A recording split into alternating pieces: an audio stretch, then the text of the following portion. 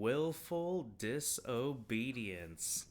Well, welcome to Stillwater's episode 21. It's one of those things that on my heart needs to be talked about. It's one thing, you ever heard this term? It's called willful blindness, right? It's like, well, you just choose not to know. Well, we're not in that situation anymore, folks. This is called willful disobedience. We got people these days living a life where they are willing to disobey some transferable truths.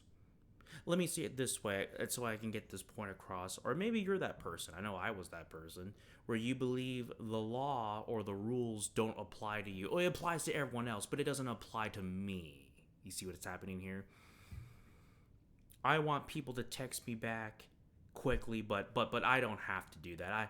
I think people should do XYZ thing, but I don't have to perform said things myself. Monkey see, monkey do. Practice what you preach.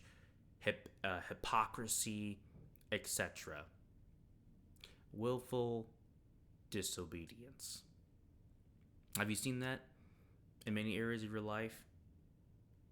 Now, this actually, I want to tie this to another point.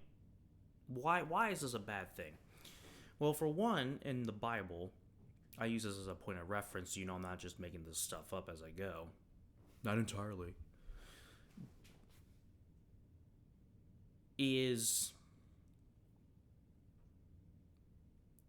a phrase in there where it says Jesus was obedient unto death. You'll remember Calvary, very pinnacle point in the scriptures, very magnanimous. Literally, the expression of the Christian faith is the cross. Tells people to pick up their cross and follow him. Pretty important, Face the vicissitudes of life itself, and through it you become stronger. Pretty powerful message. Don't run away from the conflict. But if we focus so much on that aspect and fail to recognize what's behind it, and that is simply this: it was the obedience in the Garden of Gethsemane. Do you remember the garden? Do you remember the garden? Do you remember when they talked about this dude sweating blood? Pass this cup 3 times from me. He prayed. He was denied his own prayer. No, said nothing. And then he says these famous words, "Not my will, but thy will be done." Now, why is this important? Why does the book take the time to tell you this before he's got the resolve to restore the world, so to speak? Well, he wasn't disobedient. And it's interesting to me, it notes to me now that the reason why most of our lives are at where it's at isn't because we're not ignorant of things. It's because we keep disobeying the things that we know about. I believe it was Jordan Peterson, and he got on an interview, and people were like, "Oh my gosh, you're so wise, blah, blah, blah." And he's like, it's funny. I'm not saying anything that people never knew. People always knew this, like the truth, don't tell a lie, keep your back. Like, people have always known this. It just was never articulated in such a way or a fashion that it was like, oh, yeah, okay. In other words, we've always known the truth. The question is it being talked about to the extent that it needs to be talked about so we have it on the forefront of our minds? It's basically in the back parts of our mind. Since it's not being reinforced or talked about, we think like, oh, I guess it's not much to it. So there's that. Willful disobedience. I'm sure you can reflect on that on your own life. We all know we should eat healthier, wake up a certain time, honor this and honor that. So why don't we? It could be pride. Again, I think the fundamental of this is just arrogance. You think you're absolved of the rules. The rules don't apply to me for some unknown vicarious reason. There might be another issue here. This is a whole nother talk, but I think it's also because you have long-term thinking. So what you do is you put it off on tomorrow. right? Because technically that's a valid statement. I'll just put it off on tomorrow. Long term thinking, manana. Then guess what happens? Tomorrow becomes a week becomes a month, and a month becomes years, and you're back on your promises, your dreams, and your bills. You want to do it today. In fact, I think that's a better habit. So long as you're not doing so much in one day that you burn yourself out, but that's a whole nother topic.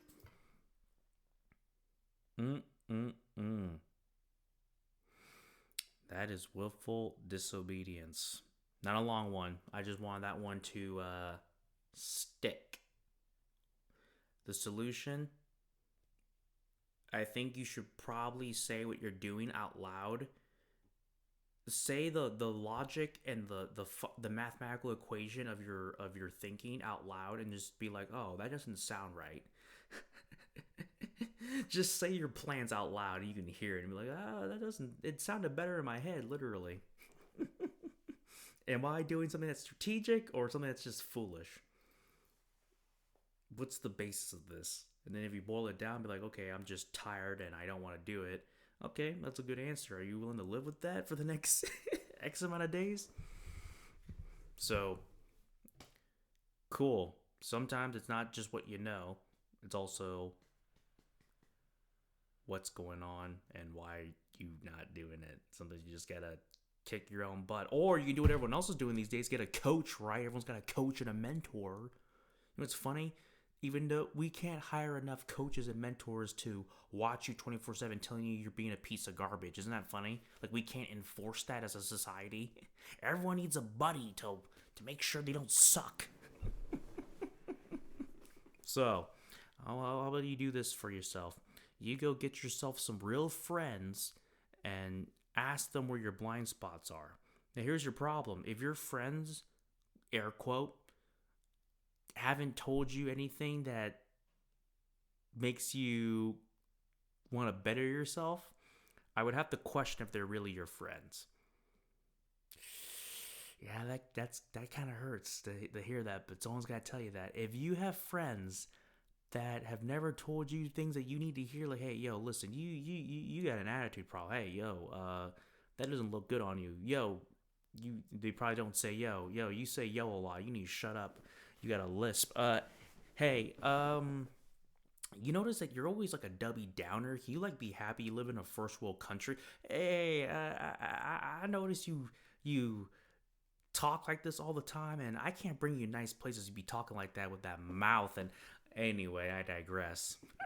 As I was saying that, I'm sure images of faces are popping in your head. Hey, yo, dude, not every girl wants to get in your pants. I know you say that all the time. Oh, like.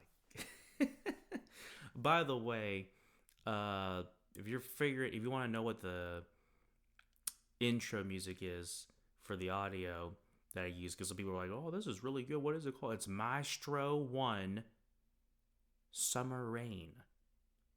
Maestro One Summer Rain. It's free music, or at least I hope it's free. If it's not, I'm about to get my stuff sued. But well, I ain't making money off of this yet, so I think we're in the green there. All right, that's all I got. Let that sink in. You have a blessed day. I'll talk to you later. Deuces.